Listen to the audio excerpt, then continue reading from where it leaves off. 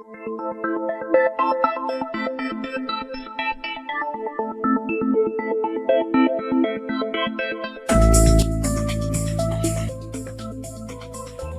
Bashar. Good day to you, Molly. We have a lot of really exciting questions from the audience today. All right. The first question, regarding this step 2 of social experiment, how does this apply to spiritual conversations with people who enjoy discussing spiritual matters rather than conversations with religious people who hold strong religious beliefs given to them by that religion? I ask because I enjoy talking with spiritual-minded people, including Bashar's spiritual teachings.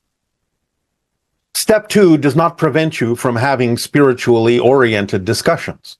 It is simply asking you not to argue with people who have specific beliefs that may be either spiritual or religious. In the sense of sharing is fine.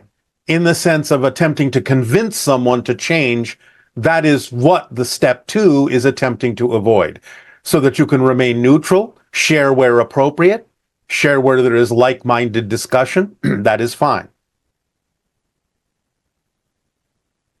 In a recent interview by Darryl, Next Step for Our Planet, Darryl said the vibration of contact and the Interstellar Alliance is a very narrow bandwidth. He discussed the idea as it relates to conspiracy theories. Does the remark, a very narrow bandwidth, have any secondary meaning? And if so, can you expand on this? It simply means that there is a specific frequency to the version of Earth that is experiencing contact with certain extraterrestrial societies. There are an infinite number of parallel realities, and many of them may be experiencing contact. But they are experiencing contact in different combinations in different ways, each of which is its own narrow bandwidth. A slight change in the frequency would mean that you're experiencing contact in a different way and even potentially with a different group of extraterrestrial beings. So the idea of our particular Interstellar Alliance, the organization and what it contains in terms of the civilizations, the degree to which they participate, the degree to which humans on Earth will participate, the degree to which we are involved with you in open contact, has a specific frequency, which is simply another way of saying a narrow bandwidth. So the steps we are giving you is specifically trained to that bandwidth. Can you explain how to discern between a conspiracy theory versus just new or lesser known information? For example, there are probably people who would call the hybrid agenda a conspiracy theory, and your transmissions don't have conventional scientific evidence or agreement around them. But it still doesn't seem like we were meant to treat this information as a conspiracy theory. And there are other examples in different fields, like progressive work in archaeology and such, that some might treat as conspiracy just because it's different than what's established or traditional. How do we sort out what is conspiracy from what is clear, so to speak? Do the work, do the research yourself. If something is something you are interested in, don't just follow because one person says something or a number of people says something and go off just the idea that it feels right because you're out of touch with why it is you decide to go along with it. Do the work, do the research. If it is something of interest to you, take the time to do your own investigations. Find out what facts you can, find out what information you can. Make sure that your particular style of research isn't flawed in terms of simply being something that goes off of what you would prefer to feel out of anxiety or any other feeling, and allow yourself the opportunity to take the time to do the research. Don't rush to a conclusion. Remain neutral even with our information. This is why we give you things like the formula, because when you take the time to apply them, really learn them, then you can get an effect and see that it is something that works. So the idea of any other particular discipline, any other knowledge or information that may be coming to you, if it is important to you, if it is something that you find attractive or you are curious about, take the time to do the research, even if that research takes days, weeks, months, years. You don't have to rush into believing something to be true just because someone says it, just because you might feel some gravitational attraction toward it. Take the time, aside from the attraction, to find out what really makes sense to you. Make sure that your technique of investigation isn't flawed, that you're not making unbased assumptions. Just allow yourself to take the time to find out what about it really is relevant for you, what about it is really relevant to most people. What is it that really makes a difference in your world in a way that can be, to you, verified by making the kind of changes in your reality that allow you to move forward in a beneficial way? A lot of conspiracy theories are, shall we say, peppered with fear, peppered with anxiety, are simply spur of the moment ideas with absolutely no research. And even some people who say that there is, research online, are simply going along with someone who says they've done the research, but they don't really know if their research is flawed. They may simply be going off a hunch. So the idea is, take the time to do the research yourself, no matter how long it takes. Stay neutral until you satisfy yourself completely that it is something worth pursuing, because you're the one deciding that you're attracted to it. And if you are attracted to it, then it's worth pursuing. Take the time to do so in a manner, in a way that really gives you the assurance and the confidence that it is something that can be applied in your life in a relevant way and benefits humanity. Thank you. Yes. Along those lines, this person wants to know if urban legends are included in conspiracy theories. They can be.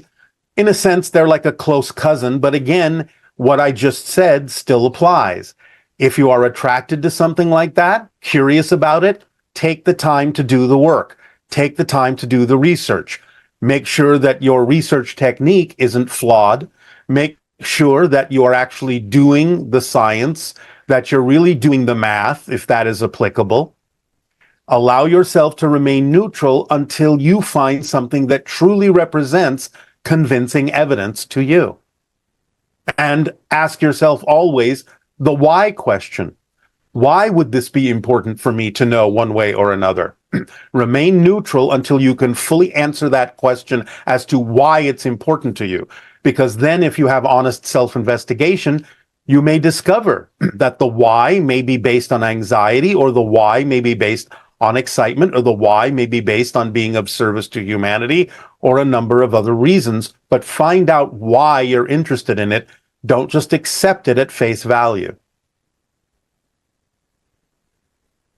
Is it safe to say that all of us here are involved in a conspiracy theory called ET-UFO? You mentioned focusing on evidence and facts. Will we be provided with such in the next steps, just so open contact is not labeled as a conspiracy theory by others? Yes, the steps will include things to do that will take you step by step in a direction where you can verify things for yourself when necessary in the appropriate timing. But I also remind you, it doesn't matter what other people think. Is there any issue with watching or reading educational material that helps us understand more about how conspiracy theories happen, the psychology behind them, and the actual collective facts that they obscure? Basically, not listening to the conspiracy theory itself, but maybe something illuminating about the psychology and such around it. Yes, that can be a valid part of your research, to understand why conspiracy theories exist, why they proliferate, how they proliferate, the reasons people have for buying into them, so on and so forth. So yes, that can be a valid part of your research. And that's part of what we're talking about. Research it on all levels. Find out what's going on and why humans may be attracted to perpetuate certain theories, conspiracy or otherwise. Ask yourself the why questions. And so that brings psychology into it. Understand. This is the agreement we made by coming to Earth, correct? Yes, of course. But nevertheless, those that are not necessarily as directly concerned with Earth as I am or other first contact specialists may be, simply find it challenging to wrap their minds around how you can actually forget who you are on a spiritual level. It is not something they have to deal with.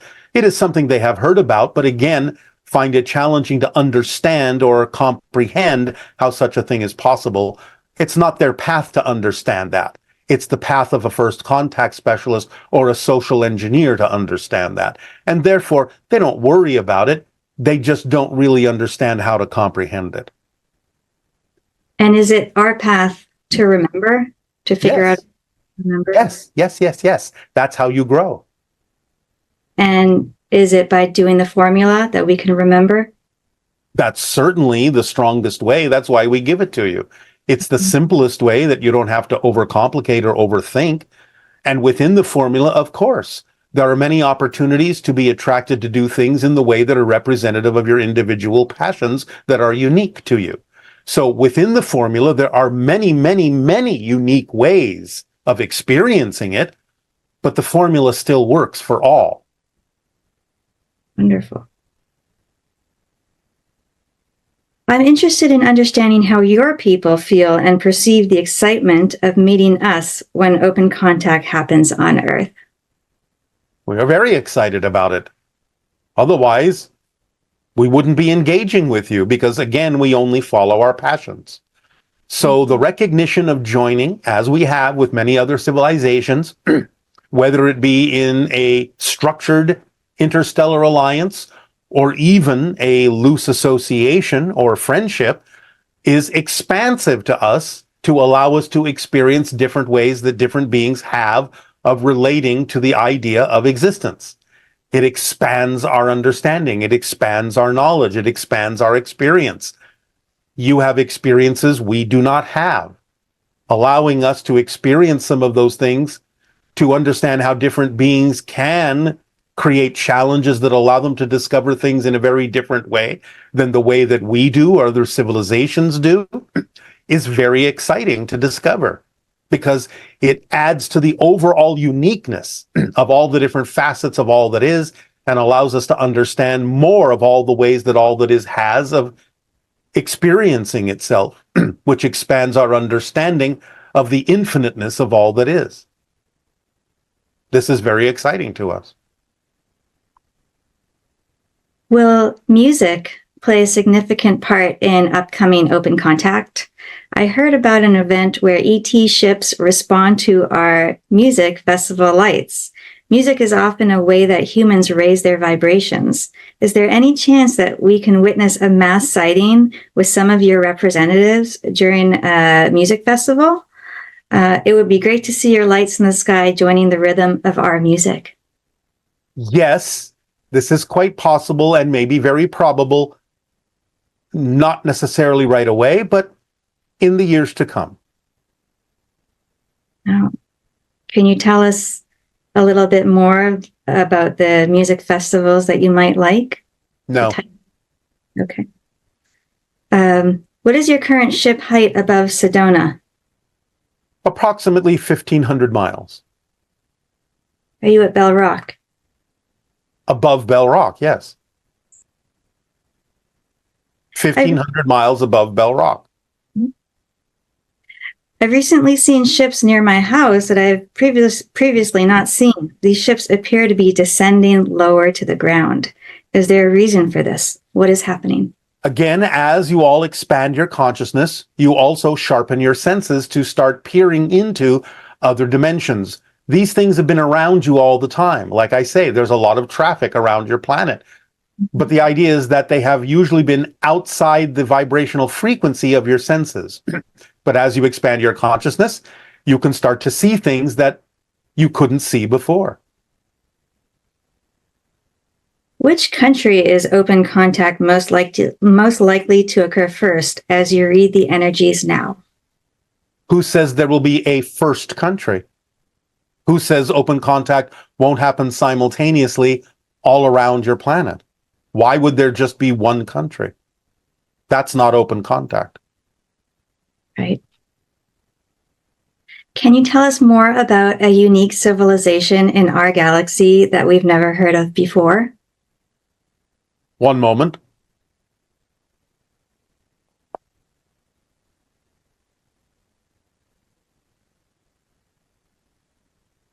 One moment. We are looking for what might be most relevant. We have not told you yet about a civilization within the Interstellar Alliance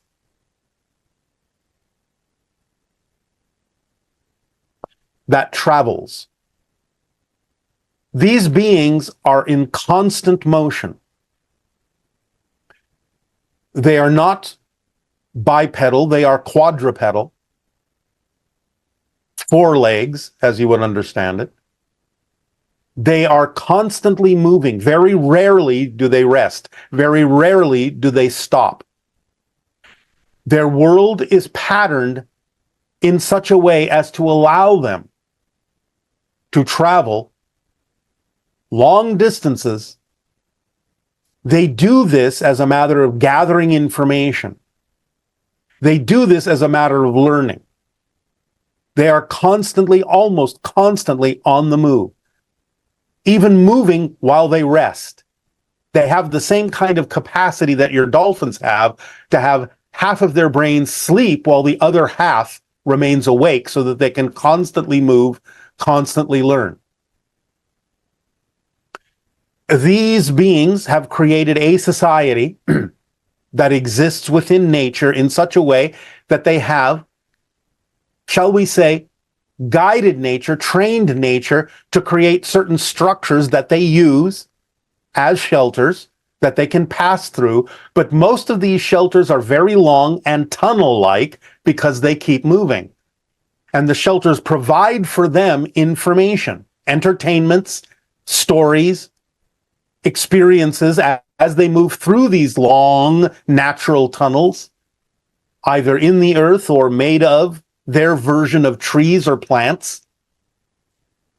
The beings are ranging in size from about the size of what you would call an medium-sized dog to the size of a small horse and sizes in between. They do have a head. They do have 2 eyes.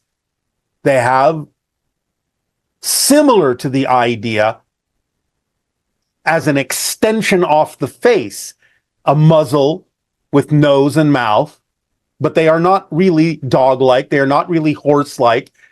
It is quite different. They sometimes will wear certain kinds of drapings, but not really clothing as you understand it. The temperatures on their planet don't necessarily require them to wrap themselves in something to protect against the weather or the elements. It is generally relatively mild. They do have rain. It is rare that they experience things like snow. Therefore, you would find the environment there relatively pleasant, relatively even temperatured. These beings call themselves something that would translate to you in your language as the phrase moving with the wind. But we cannot replicate their language for you. It is completely non-human and requires the kinds of vocal cords that they have that cannot be replicated in a human body. But the translation of their name for themselves is like moving along with the wind. Does that answer your question? That's fantastic. Thank you. Yes. You've spoken about stars and civilizations within the Milky Way, the Pleiades, Orion, Sirius. Have you traveled to other galaxies outside the Milky Way? Our civilization and many members of it have had experiences in other galaxies, the Magellanic Clouds, as you call them, and even the idea of the Andromeda Galaxy. It is relatively rare that we venture outside what you call the Milky Way galaxy, but again, do remember that we are in our natural state, another parallel reality altogether. There are some slightly different configurations of galaxies in our reality that you don't have in yours, and we have visited some of those as